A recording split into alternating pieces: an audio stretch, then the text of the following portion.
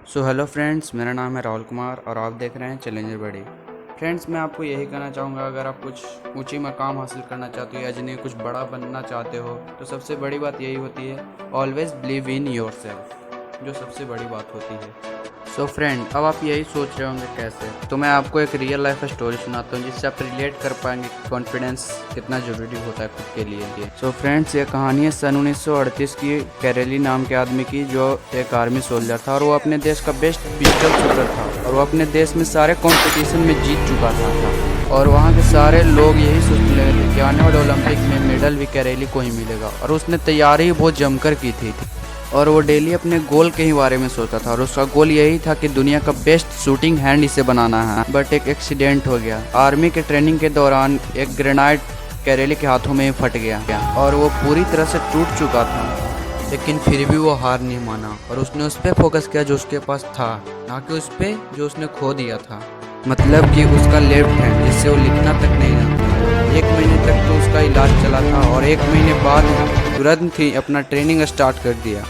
और ट्रेनिंग के 1 साल बाद 1939 में एक हंगरी कंट्री में कंपटीशन हो रहा था, नेशनल चैम्पियनशिप का।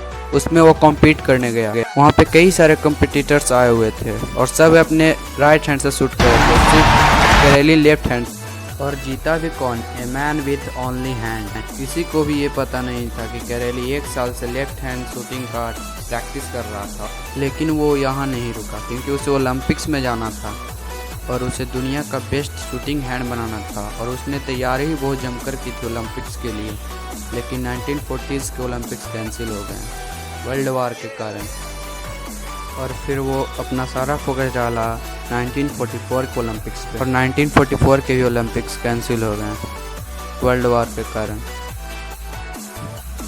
बट फिर भी वो हार नहीं माना, क्योंकि उसके डिक्शनरी में लूज़र वर्ड था ही नहीं। और वो गया 1948 के ओलंपिक्स में कॉम्पीट करने, और सारे कॉम्पिटिटर्स अपने राइट हैंड से शूट कर रहे थे, बट कैरेली ही था जो लेफ्ट हैंड से शूट कर रहा था। और फिर कौन जीता?